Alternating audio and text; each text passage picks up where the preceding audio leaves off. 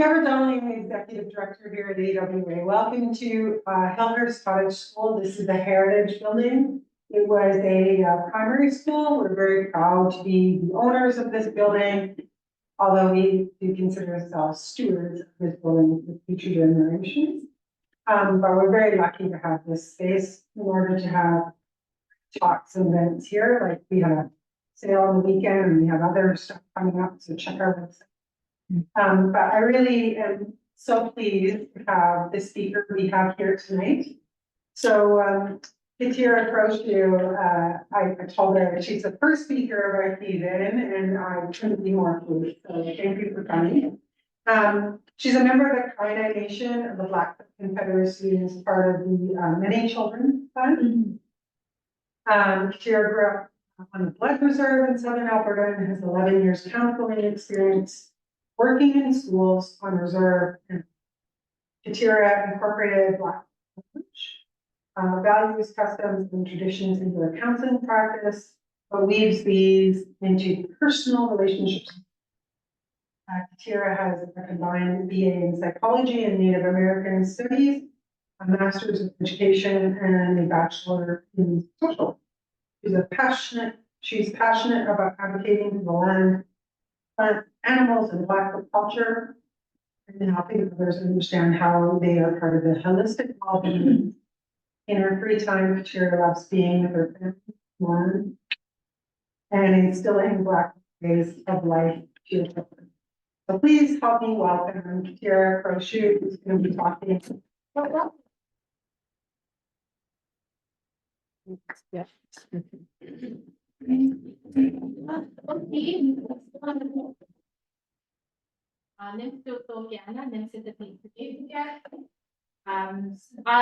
As I mentioned, my name is Katira Crow Shoe. I'm from the Kainai Nation, Many Children Fund. I'm very honored to be asked to present today. So we're presenting on the Buffalo Treaty, Keystone to Wellness.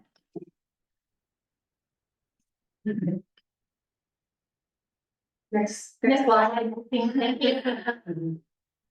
All good.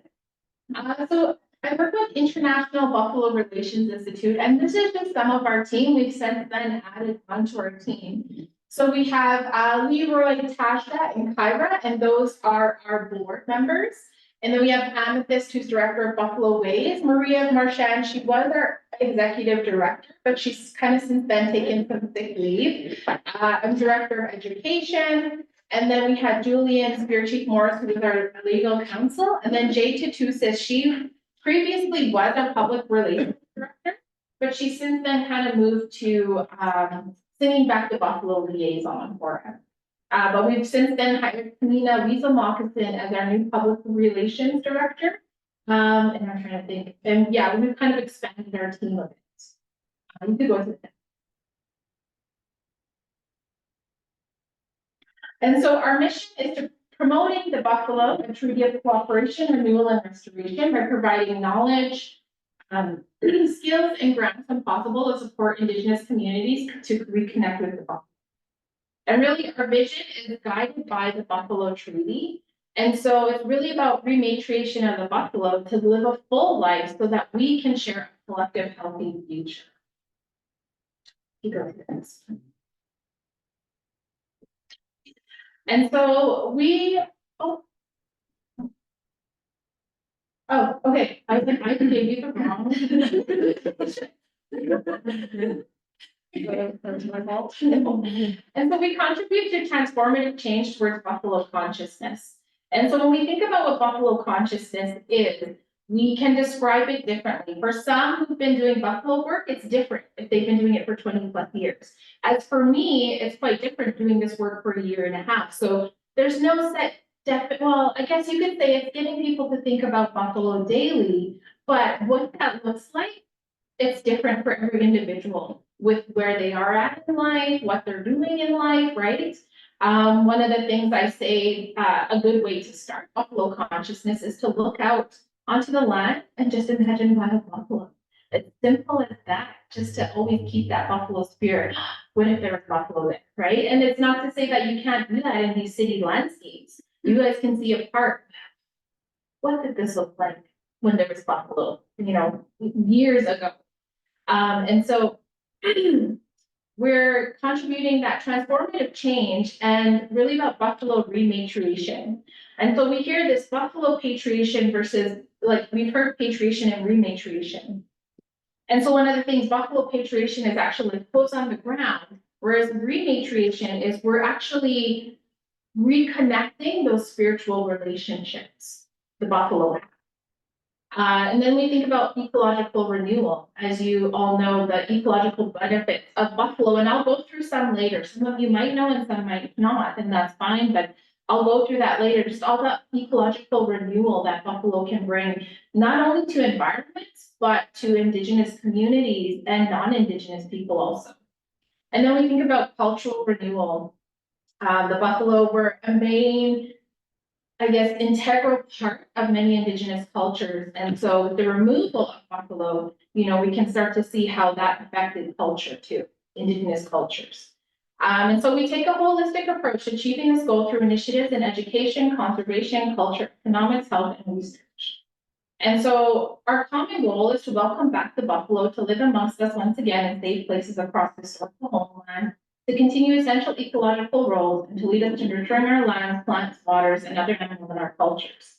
And so one of the things too is helping individuals realize just that parallel of genocide with the Indigenous people. And so we start to use those words, genocide of the buffalo people, right? And you start to put different, like not just seeing them as animals, but as a being, right? And so when you kind of think of that genocide, and then even just the confinement that they are still subject to today. We think about how they're confined to fenced-in areas, how they're confined to certain parks and all of that. And again, I think that parallel to Indigenous people only being confined to reserved boundaries, right? And so really it's about buffalo living their best life. And how can we start to get buffalo to live their best life? And so it's really about changing those policies again, that don't list them as wildlife, right? Where we have so many other wildlife that are able to freely move across the border, United States border, whereas buffalo are continuously monitored and, yeah, they're just monitored like it's crazy. So thank you. You could go to the next one. And so the Buffalo Treaty was created from Blackfoot elders holding buffalo dogs. And this is our Vimeo video, and I always love bringing Leroy into the presentation. One of the things that I like to, my style of presentation is almost like a story. And so when we bring Leroy in, he tells the story of how the Buffalo Treaty was created. So you can go ahead and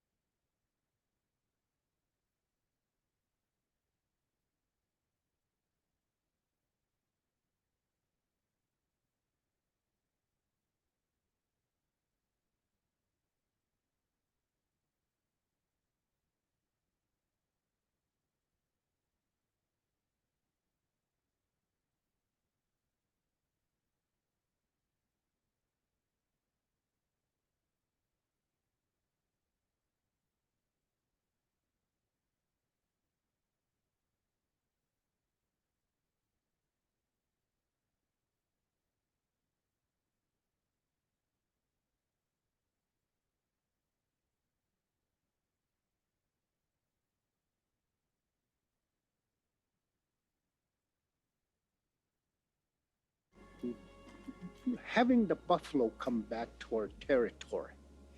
But we cannot do this alone because bringing the buffalo back is a big job. We need the assistance of our brothers and sisters our neighbors to the south. And to our surprise, everybody was of the same mind. And so our elders said the best road to bring in all of our people together is to sign a Buffalo Treaty so that we will all work together again as nations. We used to trade, we used to come in through people's territories and so on. And so it was trying to revive those ideas. But it wasn't just about the revival of those, it was reviving the land again. It seemed that the land was also missing the presence of the buffalo. The buffalo is a very good environmentalist. The Buffalo Treaty speaks to conservation. Let's all work together on conservation. The Buffalo Treaty speaks to education. Let's use the buffalo as the portal for bringing our children together to learn about their culture, the land, the environment, the cosmos, and so on. Let's use the buffalo for, teaching our children our ceremonies, our stories, and our songs. Let's talk about health, okay, amongst our signatories to the treaty. And hey, each of us are also doing research. Let's all work together on research projects in these areas: conservation, climate change, environmental issues, education, health. Hey, that buffalo is in the center and it's bringing us all together.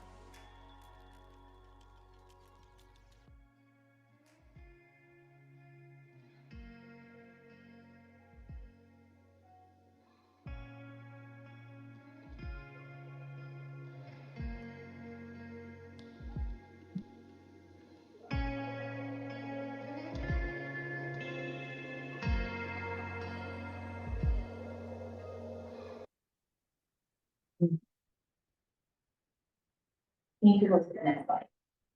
So the Buffalo Treaty contains 9, as you heard. Leroy mentioned that conservation, culture, economics, health, education, research, adhesions, partnerships and supporters, and amendments. And so part of my role has been kind of like creating the Buffalo Treaty curriculum. And the way that I created it is it's for all age groups. It's not K to 12 specific. And so when we really think about conservation, the Western definition has always removed human from, whereas for Blackfoot people, Indigenous people, we've always been part of, that includes stewarding the land. We had control over, that was part of like conservation. And so when we think about culture, again, that's like revitalizing our buffalo ways that we have practiced since millennium, since time immemorial, sorry. And so again, how do we strengthen that culture, buffalo culture with our people? And so then when we think about economics, we're recognizing the buffalo as the centerpiece, and we had an economic system where we utilized the buffalo. They were our main source of food and tools, but then we start to like delve in deeper, and it's kind of like, well, the definition of economic, right? It's always like that. I guess to some extent, it's a transactional. You can say that it's some type of transaction is going, but then we start to think about, well, I guess economic value, because I always think of it too as, well, my values, those are part of my economic wealth. We start to think about even within species of animals, what is their type of economics among themselves, right? So kind of things like that. When we think about health, we think about, of course, just food sovereignty, food security. And with education, we're always talking about buffalo is the future of education, just because buffalo has always taught us how to live. And then research, is again, just buffalo can be a part of Streams are voices. You can go to the next. And so really, the intent of the Buffalo Treaty is to encourage signatories and to supporters to create that systemic change, specifically in those areas of conservation, food sovereignty, and climate change.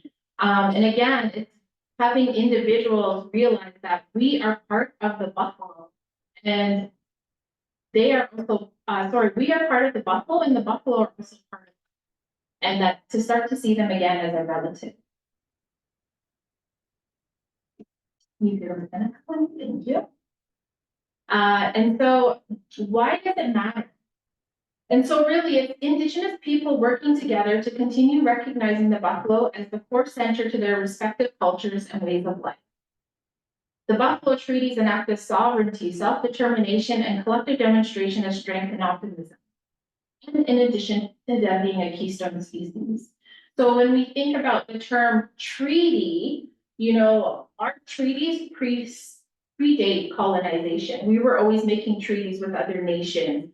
Anytime that I always say, like, I'm leaving tobacco as an offering, I'm making a treaty to that plant, to the location I'm at, to the whatever in the environment. And so we really start to think about that reciprocal relationship. And one of the things that, again, why the Buffalo Treaty really matters is because it's individuals coming together for the buffalo. And one of the, I think it's an actual YouTube video also, but Leroy talks about ethical space and the Buffalo Treaty providing that. And so Roxanne Smith, she's from the Fort Peck Indian Reservation in Montana, and she talks about like individuals in her community, you know, this person thinks this way and this person's on the other side of the spectrum and they don't get along in the community, but when it comes to the buffalo, they're like, nope, we'll get along for this, right? And so it's really helping people see what that priority and perspectives and transform their perspectives, I say.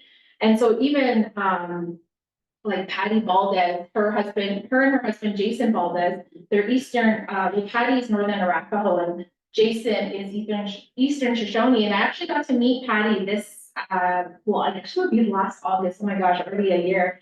But even to the group we were in, she talked about territorial enemies and how the United States, I guess, government had put both of them on the same reserve to basically kill each other off. And she talked about like we were territorial enemies and we've been, you know, having to live in the same space. But she says, you know, we come together for the Buffalo. And I think that's just the strong, powerful message why the Buffalo Treaty matters. And so as you can see, like we see the buffalo territory. And so you have the Holocene buffalo way up there in the Arctic, then we have the woodland, and then we have the plains bison. And you can see just how vast their territory. And again, it's like, you know, their, yeah, like this was their territory.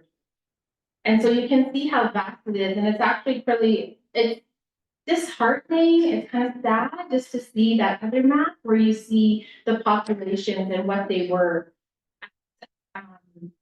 And I didn't smaller. I'm trying to see what that is. 1889, the little small circle there. Yeah, just to even see like that was the population at that time. Whereas, you know, this original map. Yeah, it's just insane to see that. I didn't go to this.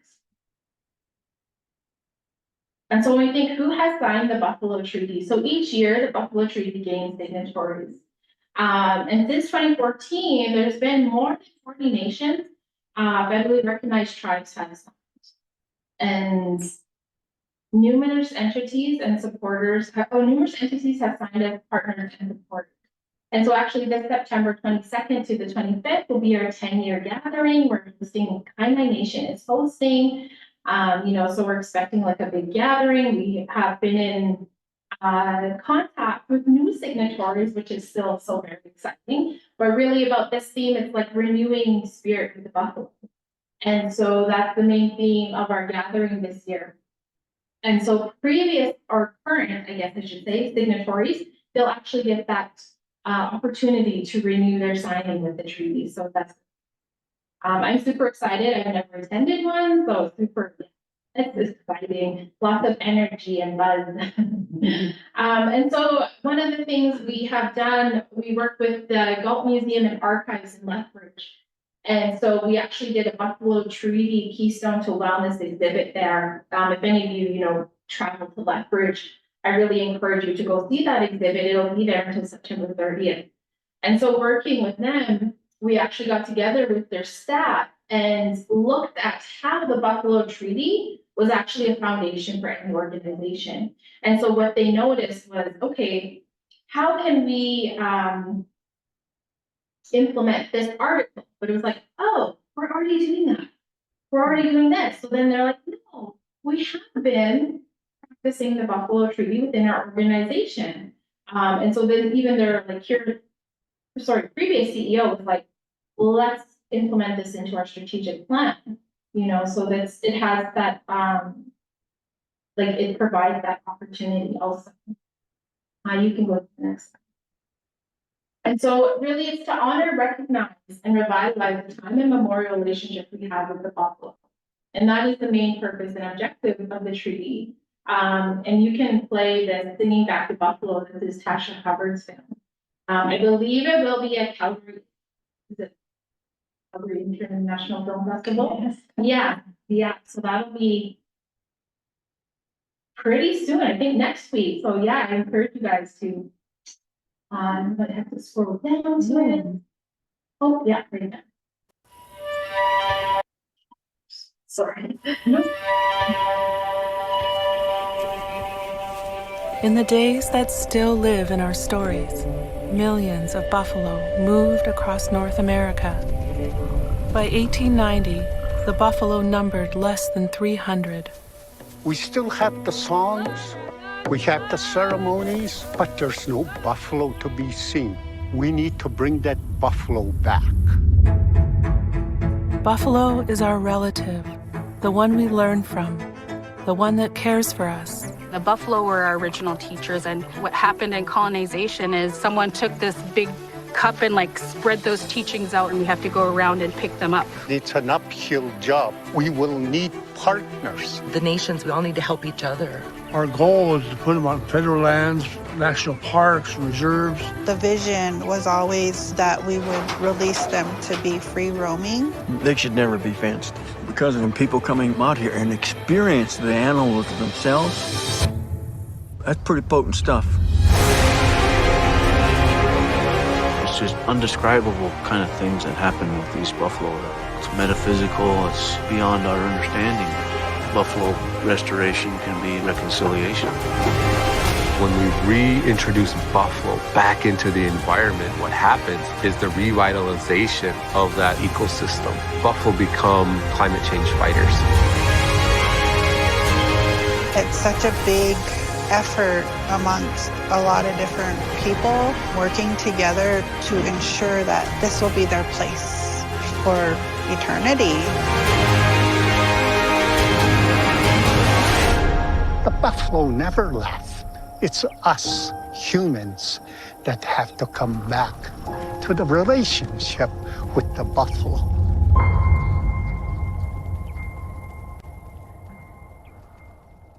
Yeah, it's such a powerful trailer. I could watch it 10 times.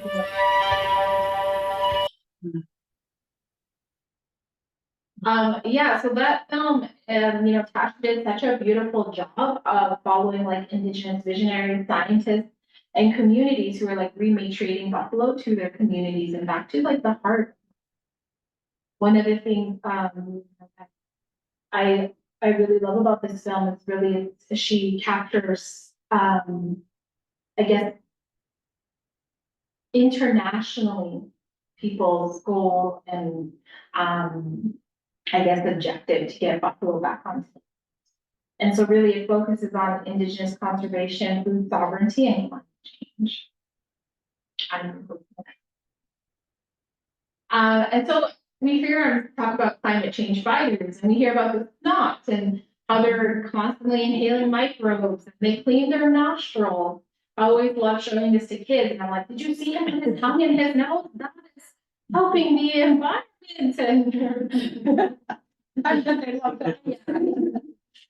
Actually, I'm sorry, I have this, oh, it's a huge buffalo patty that is probably the size of my head, and it has all these insect holes, and I'm like, show the kids, and they're like, she's touching poop, and I'm like, I'm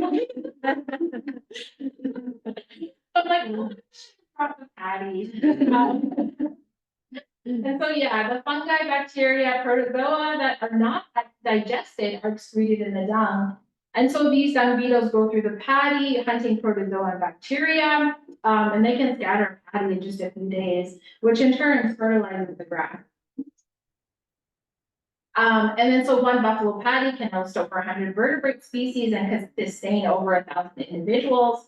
And again, like approximately 450 breeding birds in North America.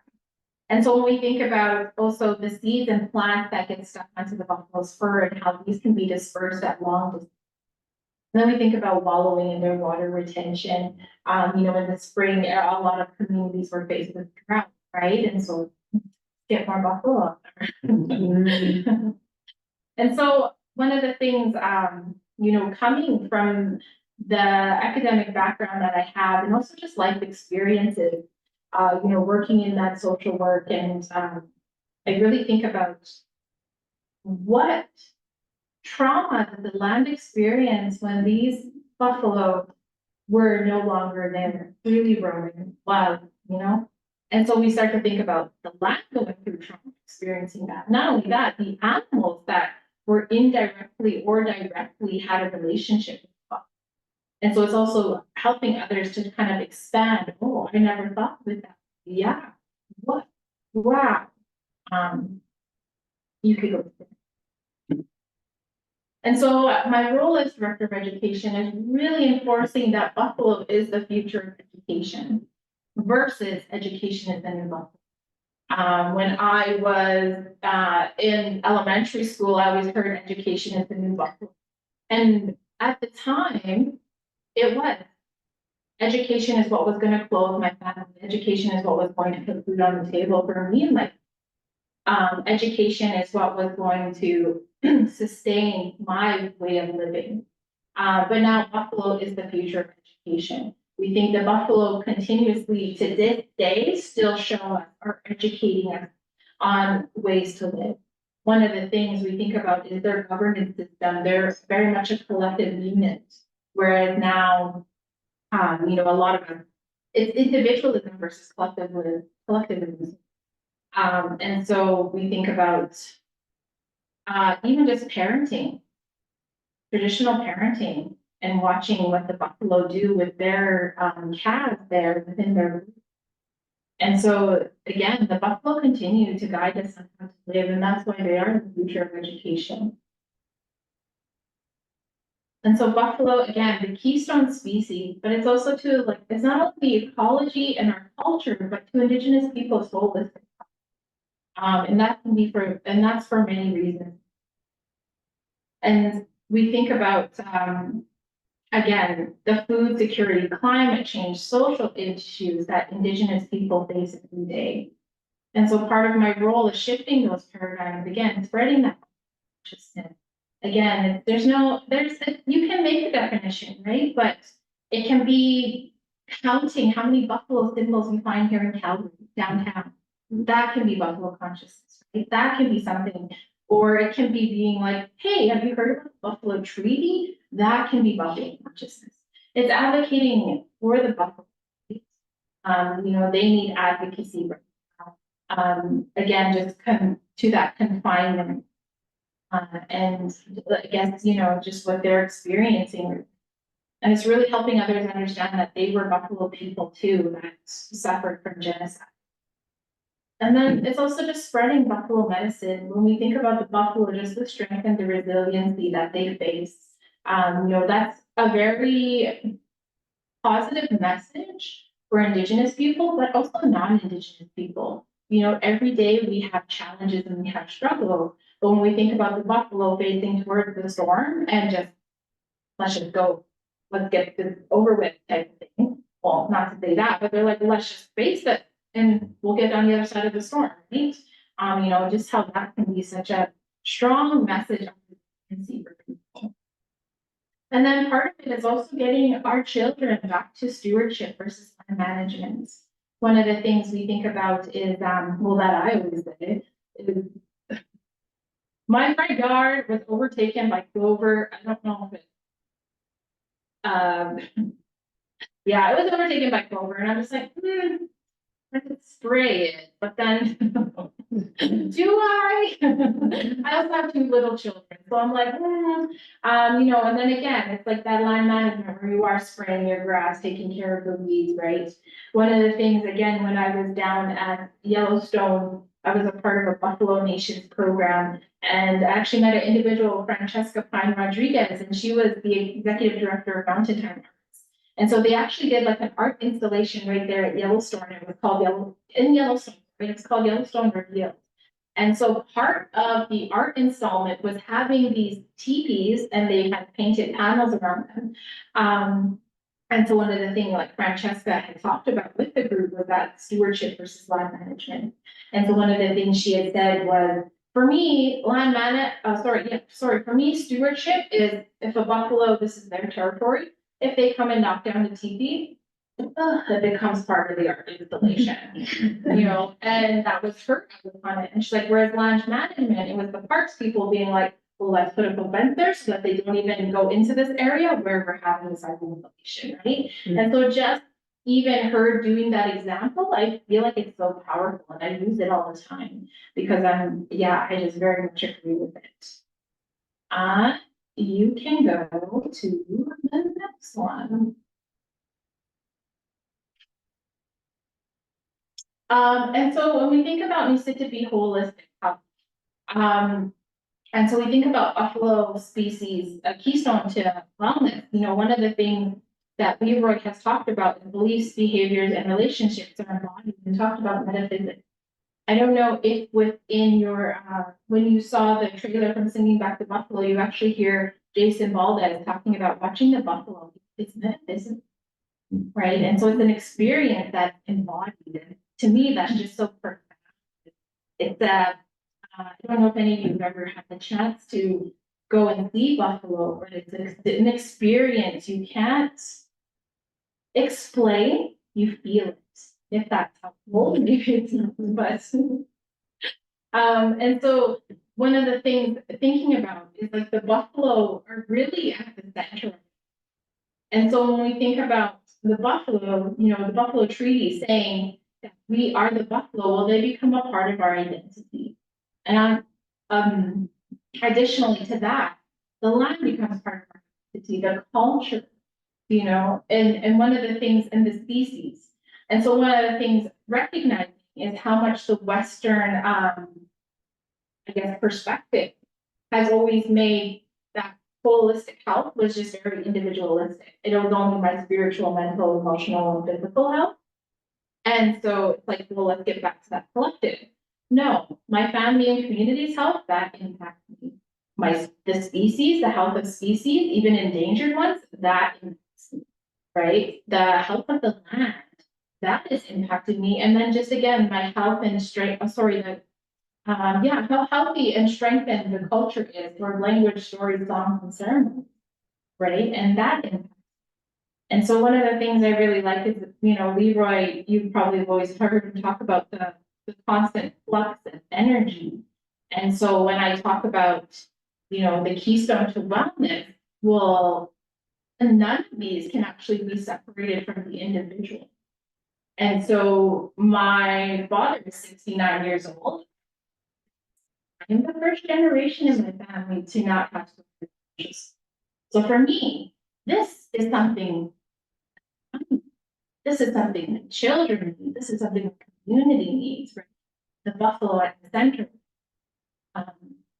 And so when we talk about education, again, going back to my background in my current role, again, it's going about Mississippi education was always about all my relations. And so that was our education. And so we need to get our children back to that education again, so where they can start to be like stewards again, versus that land management. And so it's helping them start to understand, you are the land, you are those species who are endangered, you are the buffalo, you are your family and community, you are your culture. And so not only was this part of holistic health, this was for our holistic education. And one of the things I like about Leroy is he talks about, you know, Indigenous science is about relationships. And if it's not about relationships, then it's not scientific. So then again, this is Indigenous science too, right? Blackfoot science. I don't know if any of you had the opportunity to watch the video. It's also on YouTube. It's also very good. And so again, it's really helping people come back to knowing that everything is animate and it's relationship based. And again, that includes all of that within that. And so again, buffalo, and you can video. This will also be at Calgary International Film Festival. So again, watch this too. It's a beautiful, it's another beautiful.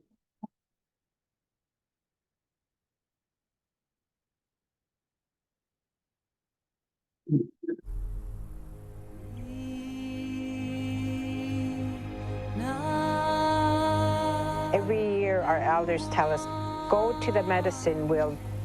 Remember that you have a relationship up there with stars. We're sky people.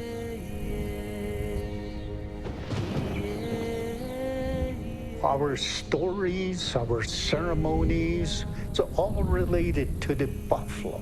Let's see if we can bring the buffalo back. How can we celebrate the buffalo?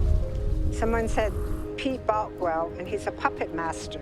And I thought, wow, puppets. Here's some other kinds of puppets. Oh, look, here's a pig. Do you need a pig in your show? Buffalo. How about a pig? We've been experimenting with lantern puppets in an outdoor environment at night. They glow. A show at night, the buffalo under the stars. This project isn't just an art project. It's a celebration. You might call it a ceremony. I can say I am buffalo. I am the environment. We really believe that's true. Working on these buffalo lanterns, you are the buffalo. You become the buffalo. They become a part of you. We found ourselves living treaty in this project, in the performance of the project. Dads! These are stories that are birthrights to our children to hear. They'll always know who they are from the stories.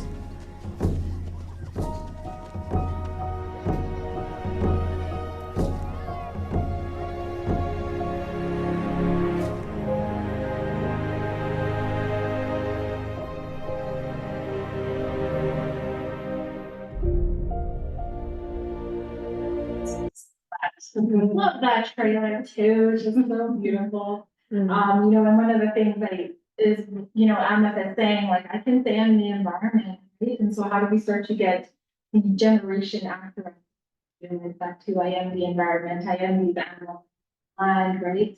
And so again, the Blackfoot perspective has always been on holistic health and expanding to the collective. And so where we are embodying the land, the species, the culture, and community. And one of the things I really also loved in that trailer was, you know, and was one of the individuals saying we found ourselves living treaty in this project, right? And so again, it's like, you know, the Buffalo Treaty is for everyone, it's not just Indigenous people.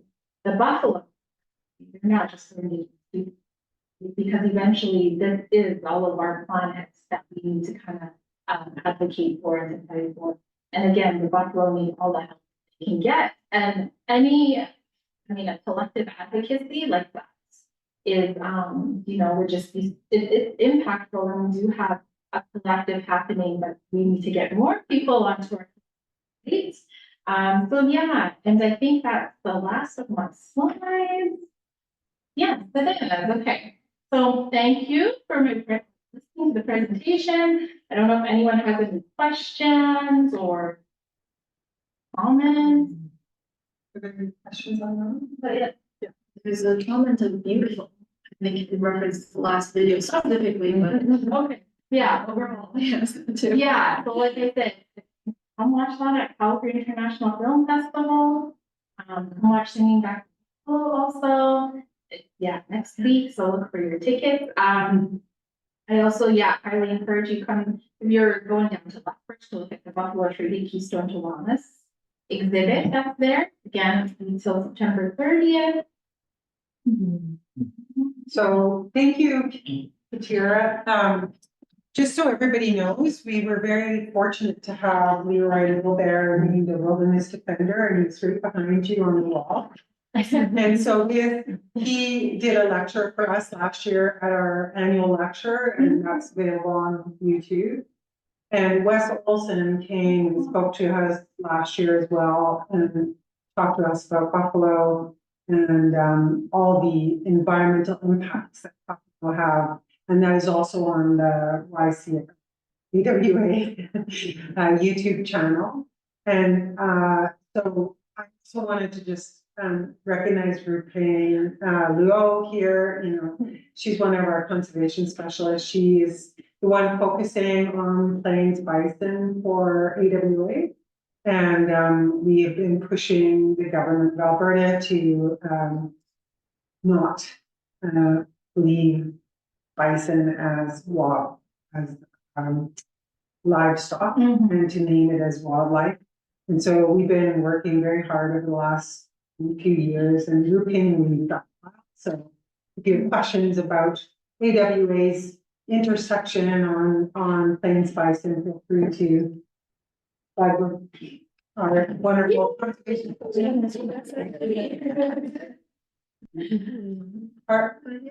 were there any questions? No, yeah, just shoot. Yeah.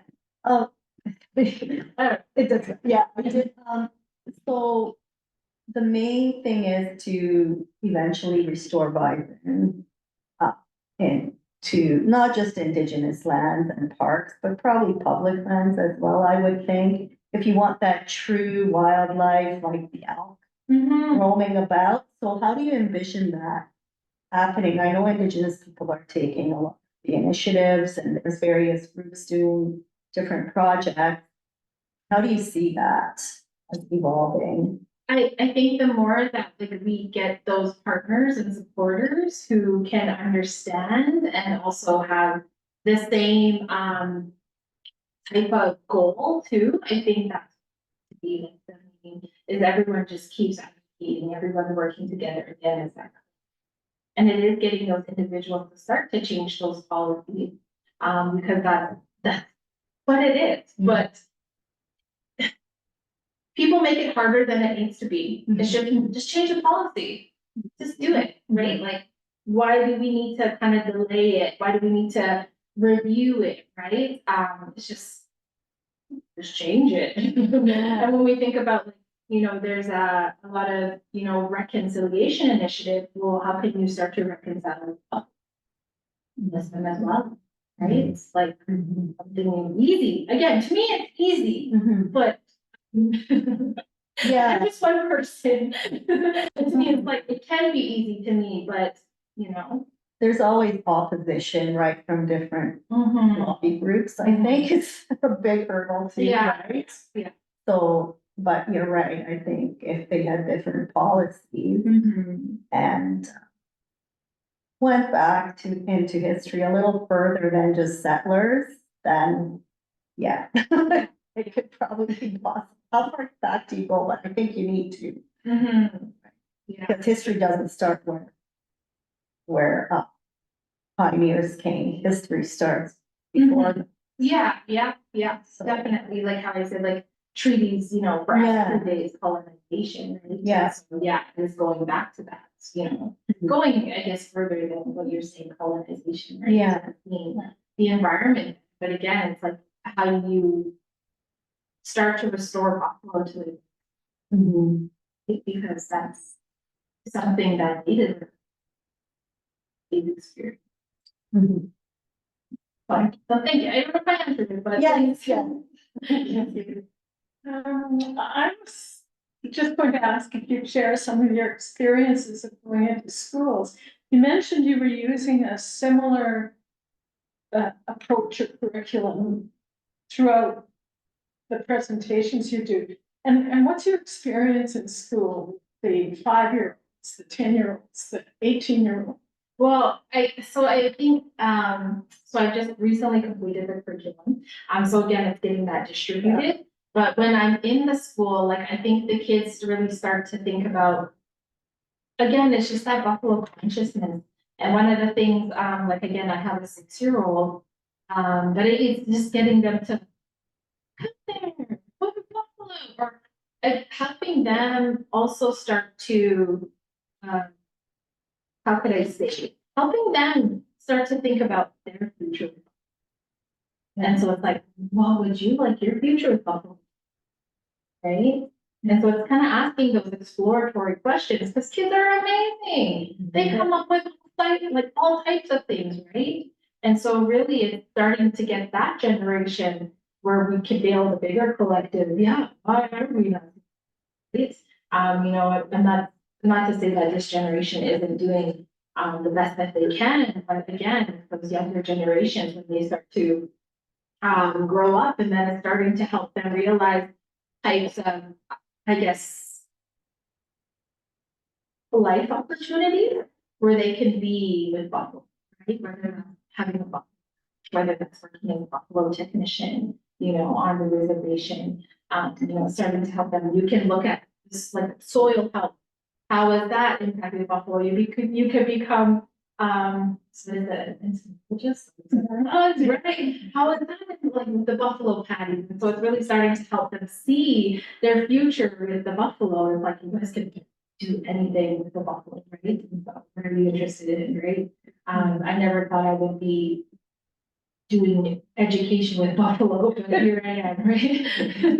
So yeah, and the kids really enjoy it and they really like it. And so, you know, kids are all about not and who. So when you bring that in, you have them look, you have samples, those they're always going to remember, and that's gonna increase their buffalo consciousness for life, right? So good.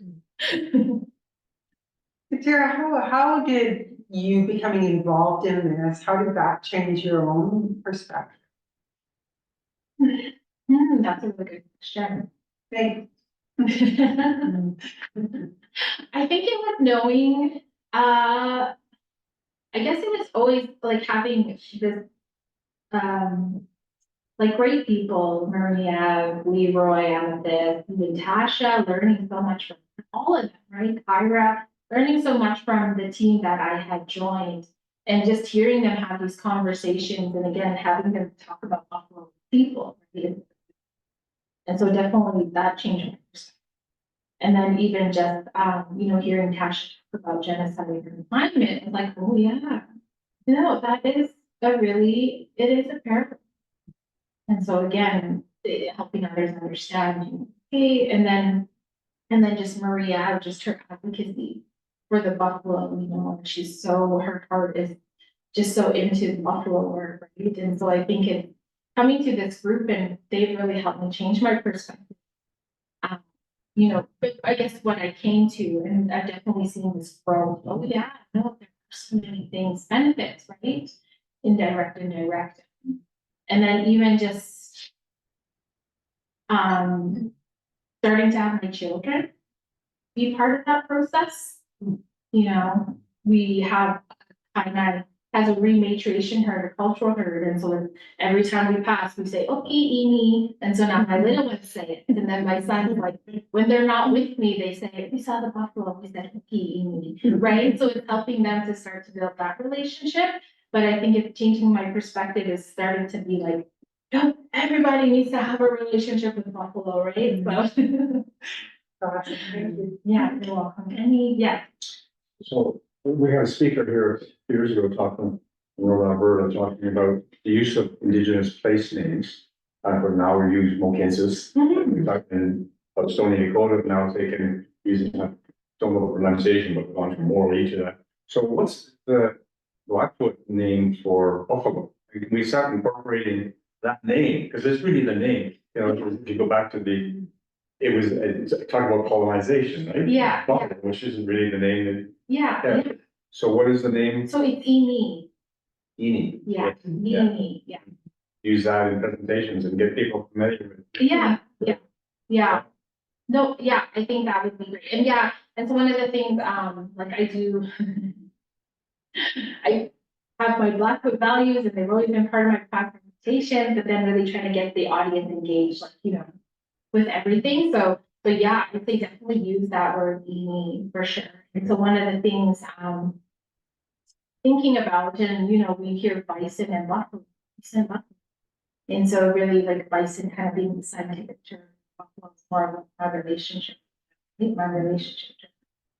And so, you know, it doesn't matter what you use. Honestly, I don't think it does, because when you're saying bison, I know what you mean, right? But that's why you'll see like a lot of Indigenous people. But yeah, you're welcome to use the Blackfoot word. Yeah. And does that translate in a way that's more meaningful in buffalo or bison? The word Eni? Yeah. Sorry to say. Yeah, there's like, it's so like with Blackfoot language, it's always been verb based, right? So it's usually action based, right? And so where it happens is like cutting down those words to just be the language, right? To I guess just fit nouns, right? And so yeah, I'm sure, and Eni might be the shortened version, and that would be something that we kind of need to ask about. Like that's a good question, because that's something now I'm going to be trying to go. Is there a lot? Because I've heard Leroy like Eni, and when you do that, it's almost like a plural.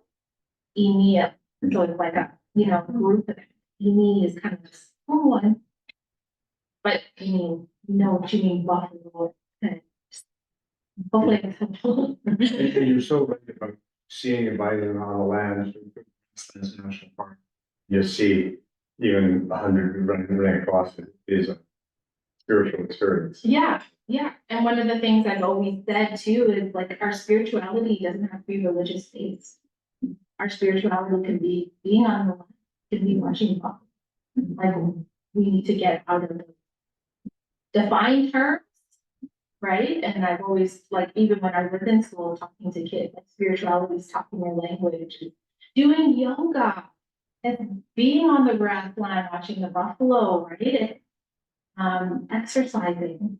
And so we kind of mix to words, English words. So yeah, I'm glad that you said that. Yeah. Where the 10-year celebration will be. So the 10-year celebrations at Kainai Nation. So if they go to, I believe, the buffalotreaty.com page, you can see that, yeah, we actually have a link 10th anniversary. And so the registration. Thank you. And Brew Ping is attending on behalf of the. Yes, she is. Yeah, I'm excited that she'll be there. So yeah, thank you guys for listening, sharing Buffalo World with me. Hopefully you guys get to go out and consciousness with your families, your friends. Well, thank you, Katira, so much. Thank you. And we do have Thank you so much. Thank you so much for being our first presentation for the year, but we're all really enjoying it. Thank you. Thank you. And please feel free to stick around for coffee and tea and cookies and help yourselves and ask Katira more questions. Yeah. I also have stickers for you guys. So. Treaties, I'm sorry. Holding them for the gathering, but I just have stickers.